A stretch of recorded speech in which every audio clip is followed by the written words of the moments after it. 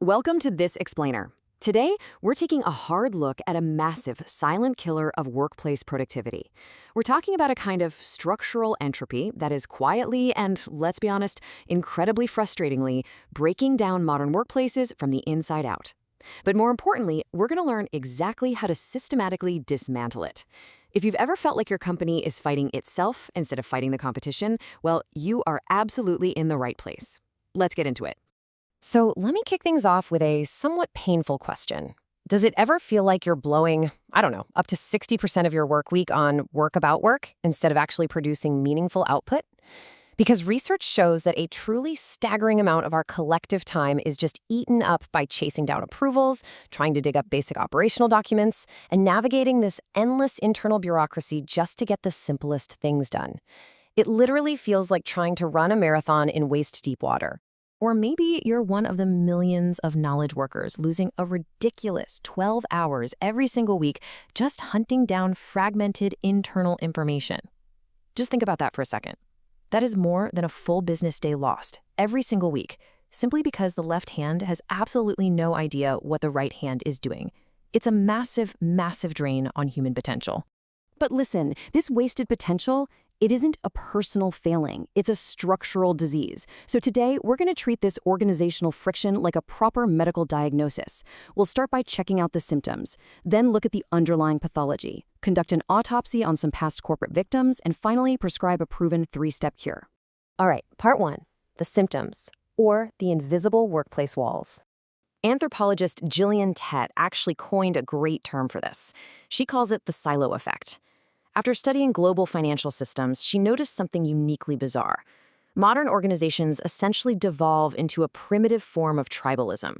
It's fascinating, really. You have these highly intelligent, highly educated professionals who just get completely isolated in their specific departments.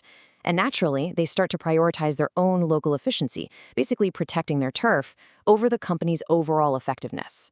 This inevitably creates a collective blindness to some massive systemic risks. You can probably spot this disease in your own office right now, if you know what to look for. Are your teams unknowingly duplicating software purchases? Are you suddenly relying on whisper networks and water cooler gossip because official company channels are basically a ghost town? You might also notice a ton of totally meaningless cross-department meetings that resolve absolutely nothing, or highly fractured KPIs that literally pull teams in opposite directions. And watch out for the classic blame shifting. When a cross-department error happens, does everyone immediately point fingers and say, "Nope, not my department"? These are absolute textbook symptoms of an organization fracturing into tribes. Which brings us to part 2, the pathology. Let's look at the actual anatomy of a silo. So, what's actually causing this drain on productivity? Well, it definitely doesn't happen by accident. What's really interesting here is how these 4 structural push factors literally force your employees to protect their own territory at the expense of the wider company. First, conflicting KPIs. If sales is rewarded purely for pushing high volume, but supply chain is rewarded strictly for cutting costs, a clash is mathematically inevitable, right? Then you've got isolated tech systems. If your customer service CRM and your engineering Jira don't talk to each other, you get massive data delays. Add in fierce budget competition, where departments hoard information just to protect their funding, and geographic isolation that breeds an us versus them mentality, and you've got a perfect storm.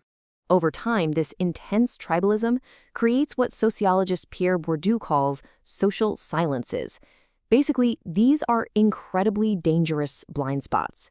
Entire teams will just ignore obvious systemic risks simply because staying strictly in your own lane has become the accepted cultural norm.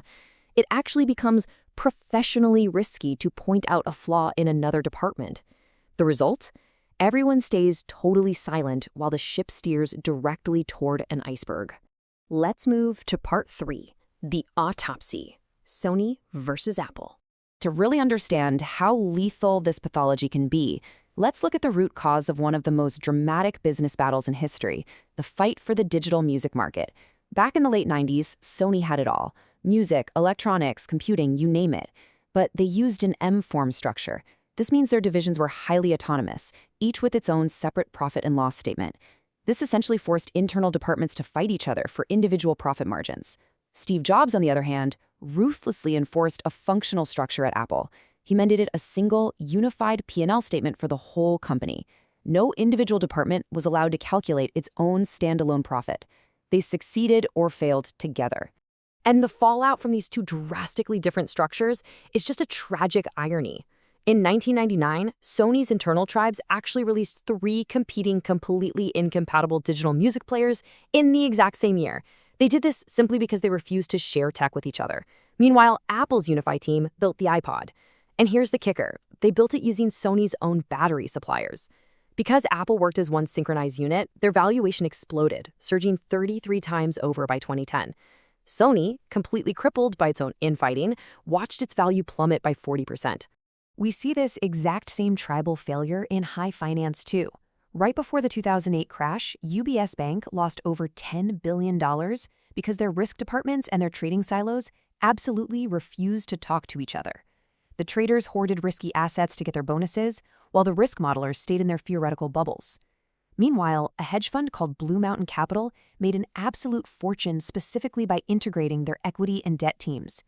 They saw the pricing errors caused by the big bank silos and basically played those siloed departments against each other to capture the missing profits. So, part 4, the cure, the 3-step reverse intervention.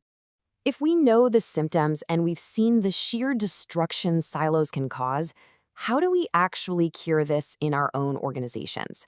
Well, most leaders jump straight to trying to fix the culture.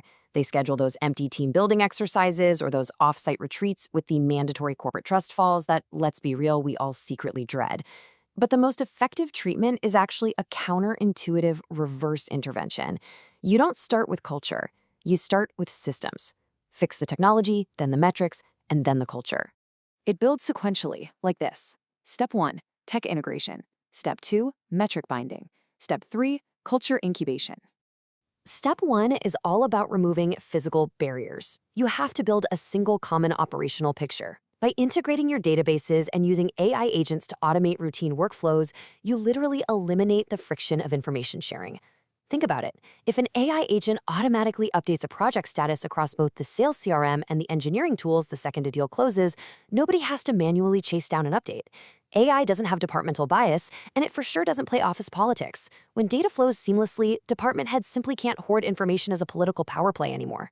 Step 2 tackles the money and the incentives by swapping out isolated KPIs for shared cross-department metrics. To pull this off, leaders have to ask 3 really critical diagnostic questions. First, who actually holds the key information to solve a problem?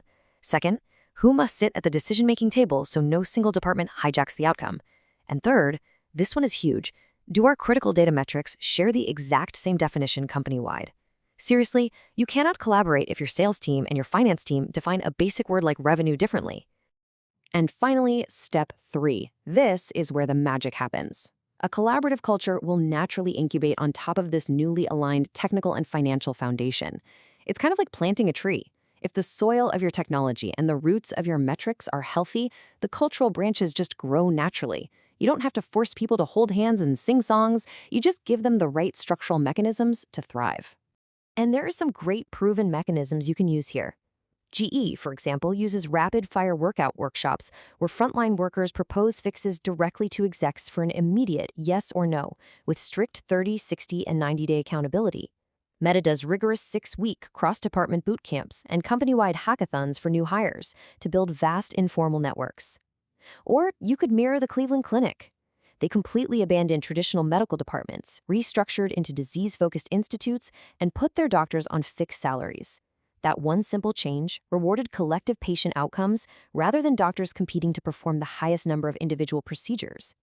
To wrap up this explainer on dismantling the silo effect, I want to leave you with one final provocative question to reflect on this week. Look closely at your technology. Look at exactly how you pay your people, and look at how your teams actually speak to one another. Ask yourself, are you building a unified organization or just a collection of warring tribes? Thank you so much for joining me for this explainer, and I'll catch you in the next one.